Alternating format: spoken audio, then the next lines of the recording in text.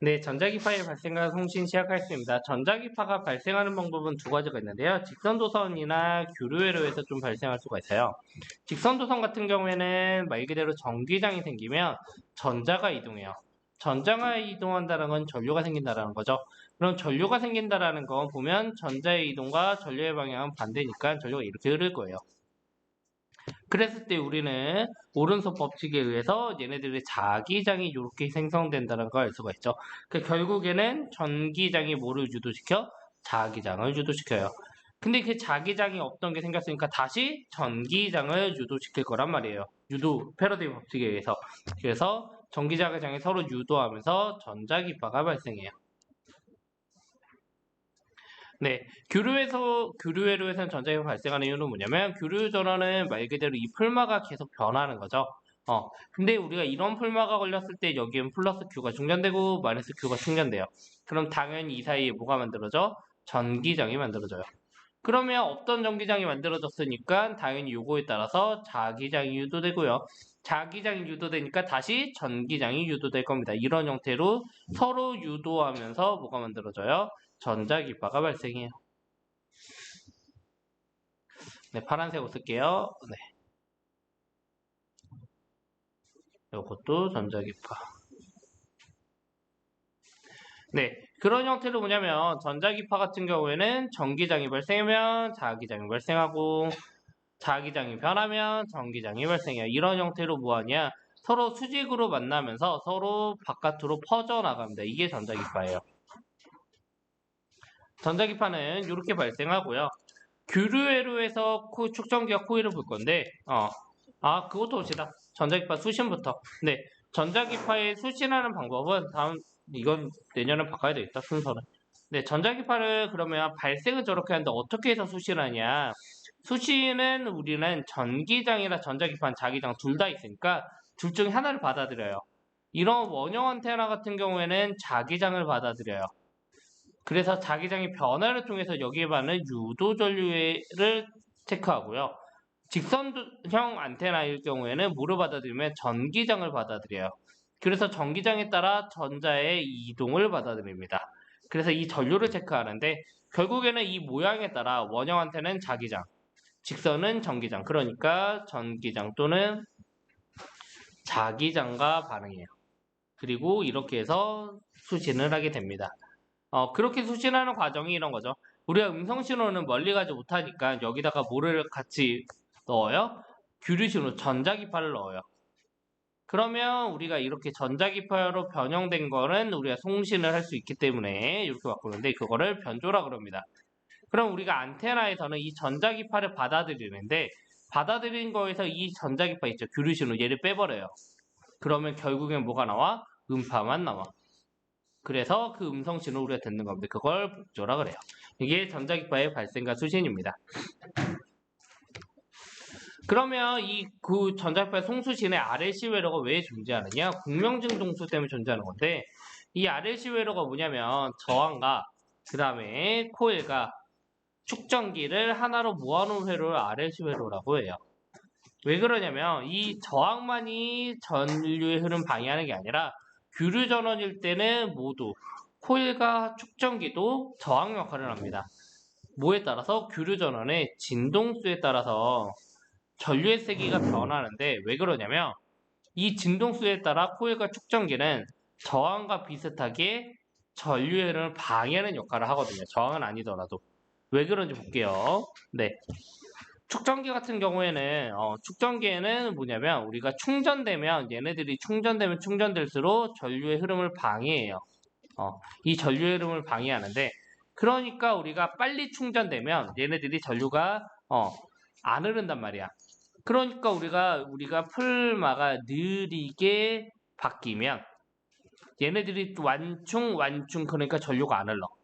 그런 형태의 진동수가 낮으면 전류가 안 흘러요. 전류가 안 흐른다는 건 당연히 저항이 높다라는 거죠. 그래서 교류전원의 진동수가 높으면 높을수록 얘네들의 저항 역할은 낮아집니다. 왜냐? 충전되기 전에 얘네들의 극이 바뀌는 거야. 그리고 얘네들은 전기 용량이 작을수록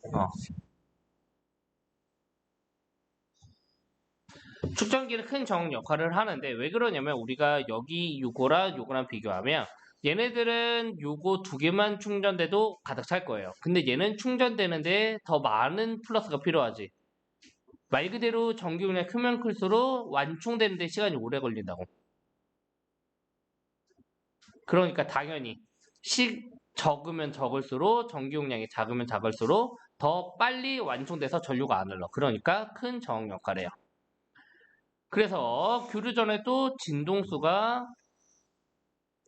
작을수록 축전기가 큰 저항 역할을 합니다.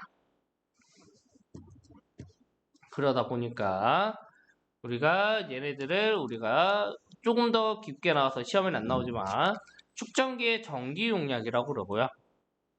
얘를 축전기의 저항 역할이에요. 얘가 오메가 C분의 1입니다. 여기서 오메가는 2파이F예요. 진동수, 각진동수입니다. 네. 그래서 요거 알고 있어야 되고 그 다음에 교류회로에서 코일의 저항 역할은 코일 같은 경우에는 얘네들은 왜 저항 역할을 하느냐 우리가 얘가 풀마가 생기면 전류가 흐르잖아요.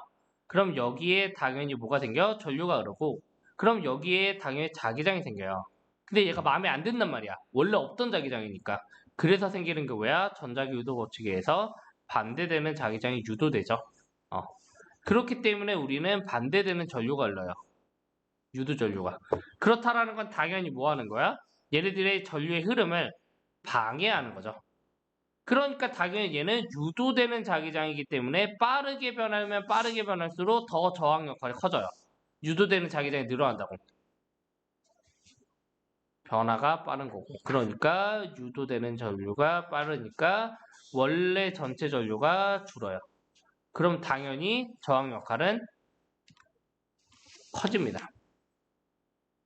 그래서 당연히 진동수가 높아지면 높아질수록 얘는 반대로 저항 역할이 커지는 거야. 이런 형태로. 그래서 얘는 진동수가 클수록 큰 저항 역할을 해요. 그러니까 축전기랑은 뭐예요? 반대죠.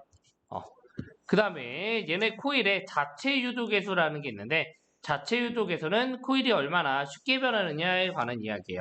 그래서 뭐냐면 얘가 자체 유도계수가 클수록 이 자체 유도계수를 보통 L 이렇게 표현합니다. 클수록 큰 저항 역할을 해요. 그래서 코일의 저항 역할은 보통 뭐라고 쓰냐면 얘가 XC라고 쓴 것처럼 XL이라고 씁니다. 그리고 XL이라고 쓰고 얘는 오메가 L이에요. 얘가 자체 유도계수, 얘가 각진동수입니다. 그러면 LC 회로를 두 개만 연결하면 어떤 형태가 만들어지냐면 코일과 축전기는 진동수에 따라서 저항 역할이 서로 달랐잖아요. 그러니까 맨 처음에는 진동수를 없을 때는 0일 때는 누가 저항 역할이 무한되냐면 축전기의 저항 역할이 무한돼요. 얘가 0이니까. 그리고 얘가 무한되잖아. 그러니까 전류가 안 흘러요. 그렇다가 쭈뼛쭈뼛 진동수가 증가함에 따라 전류가 점점 증가한단 말이야. 그러다가 공명진동수라는 F0에서 전류가 최대값을 찍어요. 이 순간을 최대값을 찍고 그 다음에는 이제 다시 누구의 저항 역할이 커지냐면 코일의 저항 역할이 커지면서 점점 다시 내려가요. 그러니까 교류전원의 진동수가 증가할수록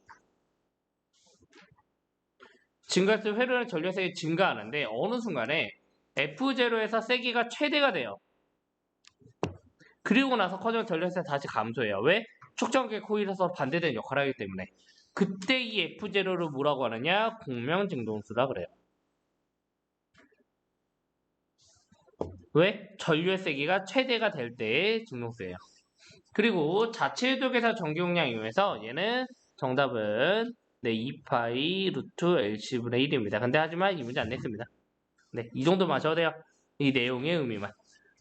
그래서 뭐냐면 교류의 진동수와 혈액 공명진도 같을 때 가장 센 조종을 해서 가장 강한 이때 전자기파가 발생하거든. 그러니까 너네가 전자기파를 발생할 때도 그냥 보내면 너무 약하단 말이야. 그러니까 우리가 더 증폭해서 보내는 방법이 뭘까를 고민했는데 그럴 때 사용하는 게 코일과 축전기의 저항 역할이에요. 그래서 이런 공명진동수를 맞춰서 뭐하느냐 조정해서 뭐하느냐 우리는 수신하거나 송신합니다. 그러니까 받을 때도 너네가 라디오처럼 주파수를 맞춰야 된다는 거죠. 네, 넘어서 문제 풀어봅시다. 네, 전자기파의 송수신에 관한 이야기인데요. 이것도 볼게요. 네, 지금 마이크 소리를 전기식으로 변했는데 그냥 가면 안 간다고. 그러니까 규律신호에다가 변조해서 우리가 송신 안테나로 보내면 그러면 우리가 얘를 라디오에서 받아들인다고요. 라디오에 여기서 수신을 하겠죠? 그래서 뭐냐면 마이크는 소리 신호를 A 신호로 바꾼다. 맞죠? 마이크 하는 역할이잖아. 음파를 전파로 바꾸는 거죠. 송신 안테나는 변조된 신호에 따라 진동하는 전자에 의해서 전자기파가 발생한다. 당연하죠? 전자가 이동하면서 우리가 전자가 움직이면서 전자기파가 발생하는 거잖아요. 그래서 맞아요. 그 다음에 요 LC 회로의 공명 진동수는 B의 진동수와 같다라고 왔는데 얘랑 얘가 서로 공명해야지 우리가 받아들일 수 있죠? 그래서 왔습니다. 그래서 기억, 니은, 디귿이에요. 네, 두 번째 문제 봅시다. 네, 약간 전류의 최대가, 요 최대가, 공명진동수 이렇게 그래프만 보고도 찾을 수 있어야 됩니다. 네, 지금 진동수에 나타낸 거예요. 봅시다 이제. 이외의 공명진동수는 F2다 맞죠? 진동수가 F2에서 F3로 갔다라는 건 진동수가 증가했다라는 거죠.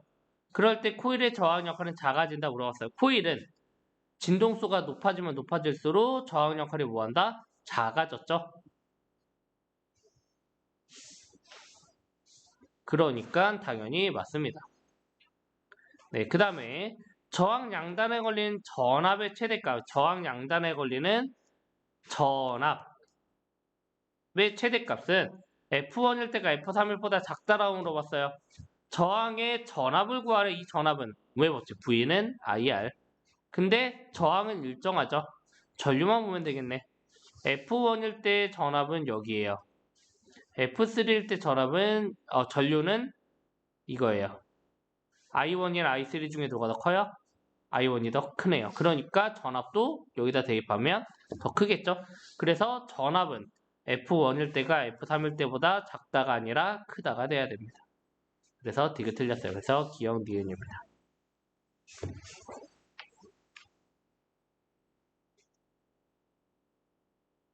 네, 마지막 RC로 이거 아마 제가 알기로 수능 문제였던 걸로 기억합니다.